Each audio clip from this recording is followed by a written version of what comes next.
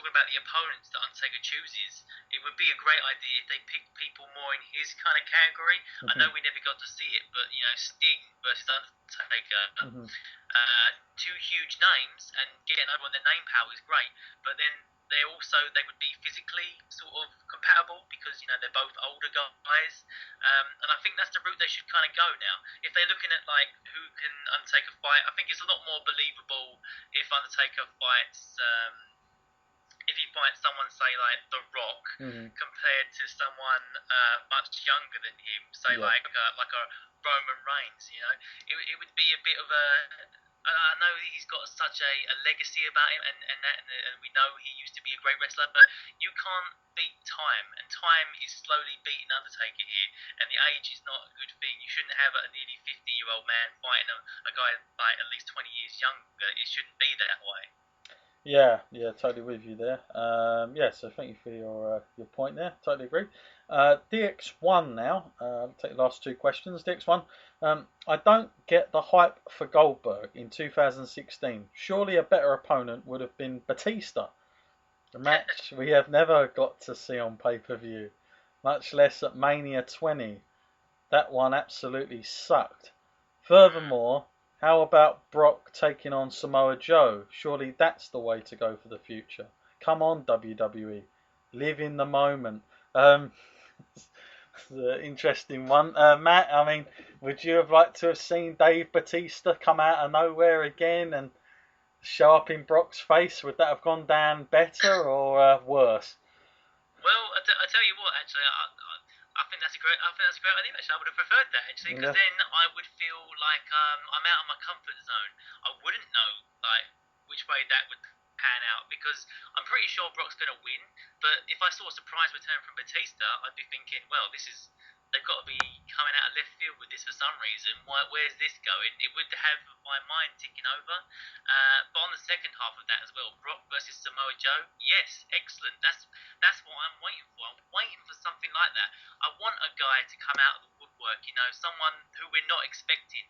And Joe has a great set of skills, and I think he'd be a great competitor for him. And if they book Joe right, he could be the next kind of big kind of monster kind of heel that they need. Yeah, absolutely. I even put guys like Rusev. I mean, if they'd have booked him properly the last couple of years, he would have been ready for this, no doubt about it. They could have had him in a match program with Brock, but they haven't done that, unfortunately. They teased at Braun Strowman for a while for some weird reason in the Rumble, and we had the whole Whites ganging up on him. But I think I'm kind of with you about giving newer guys and living in the moment.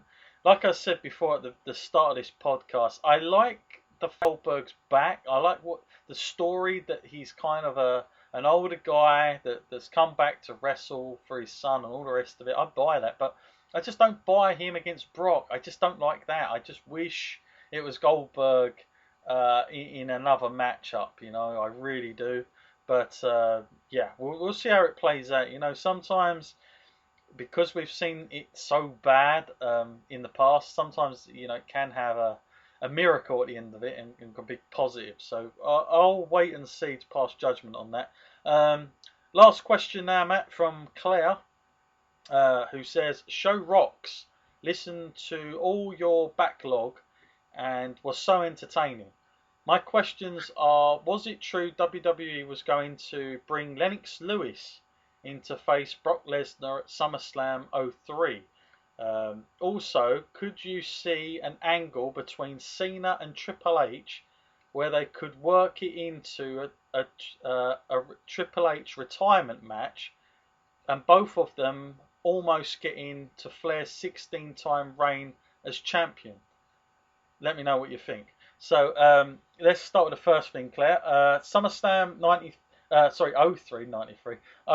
I think we had that question before. I swear I've heard that one before. But nonetheless, that is true. Yes, they were trying to bring Lennox Lewis in. And if you read up some past Lennox Lewis interviews from back then, he had problems, not only financially, but also he wanted them to wear gloves. He wasn't happy about not wearing gloves in that match. I don't know what WWE were going to angle. Lennox Lewis always speaks that they were going to do a half shoot fight, and he wasn't too happy that they weren't going to be wearing gloves. Again, if that match would have happened, that would have been box office gold, no doubt about it. Back then, that would have been a major deal, because Brock had just kind of broke out of the WrestleMania 19 match and was on his way. So yeah, that would have been a huge deal. To their second point, Matt, about Triple H and Cena, is there any reason to believe that that is a possibility, Matt? That both of them want to get to Flair's 16 times at least, and they could work that into a last angle between the two? Yeah, well, there's always a possibility, isn't there? I mean, it's not something that I actually considered. I always saw the journey for Cena's 16-time sort of chance to actually be a solo kind of one. Mm-hmm. Like, if they keep him as a face anyway, then the fans can sort of come along on that journey and root for him. I think Triple H going for that record would kind of feel egotistical and an abuse of his power. Yeah.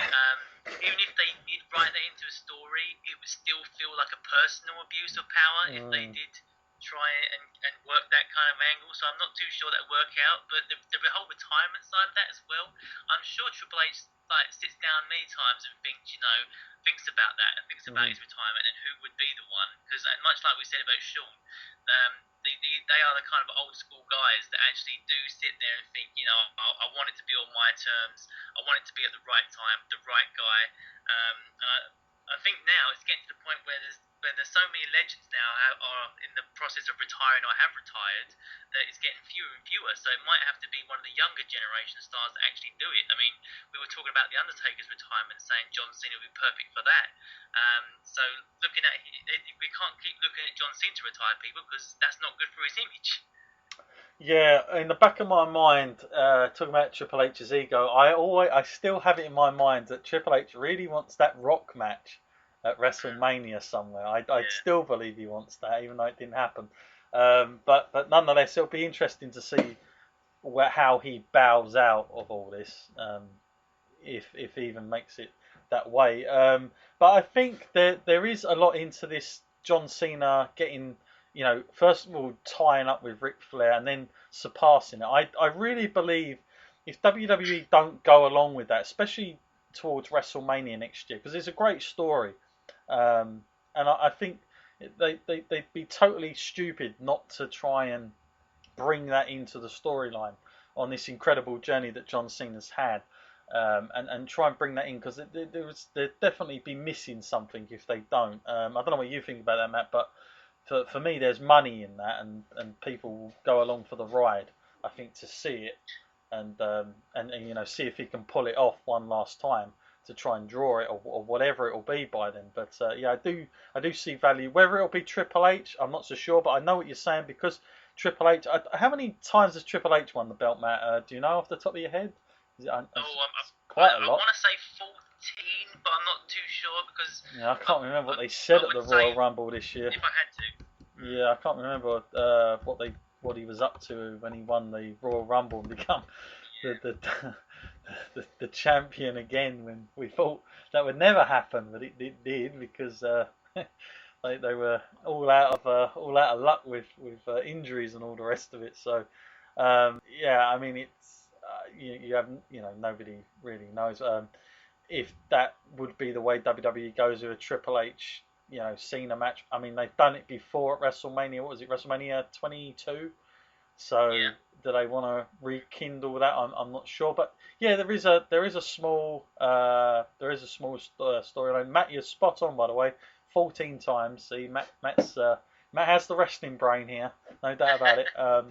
And yeah, 14 time he has won it. So I mean, he's one behind Cena, and obviously Cena's on that 15 mark. So they are he's probably the closest to it as far as current crop of wrestlers that are out there that he can go up against. And it could be, but like Matt said, Triple H would be totally not only a heel in real life, but on screen, sorry, but also I think people outside would think, hang on a minute.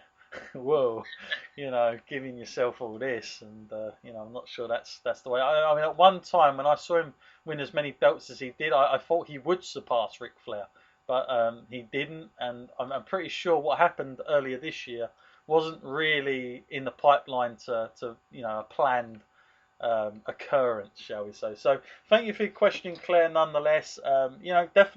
Definitely throw it out there. I'm not sure at WrestleMania, but you never know. That's the thing with WWE. I could never have guessed that Triple H was going to come back last year and win the freaking Royal Rumble and be the new champion again. I mean, that was just totally out there. So you never say never with wrestling. So all these things could definitely happen. Matt, we are coming to the end of our show. We're almost out of time on this week. We've gone for quite a while, almost come up for almost 2 hours. So we've been talking wrestling for quite a while, but we've had loads to talk about. Matt, anything you want to bring in? I mean, do you think we're going to see anything out of the ordinary at Hell in a Cell? And how up for it are you to watch that show coming off of the SmackDown one? I don't want to be too negative, but I can't see anything out of the ordinary coming.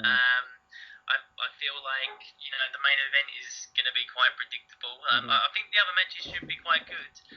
Especially looking forward to the women's match. That'll be good because first ever, and also I believe like you said earlier, the best feud of the night should be between them two, and that they have the most to prove. So that'll be a great match. Also, I think surprisingly, the New Day versus Sheamus and Cesaro that has the potential to actually be a bit of a shocker. It could actually end up being one of the better matches. Yeah, I'm with you. I'm mainly looking forward to the women's match, but I'm interested. I mean, I'm still going to be very open to see what the best Hell in a Cell match is of the night. I'm looking forward to getting our views on that. So yes, folks, enjoy Hell in a Cell this Sunday, and we'll be back next Monday. Don't forget, double bill. We're going to have the review of Hell in a Cell plus all the latest wrestling news. I'm sure we'll have more TNA news by then. My goodness. And also, following the review, we will have the interview with RJ Singh.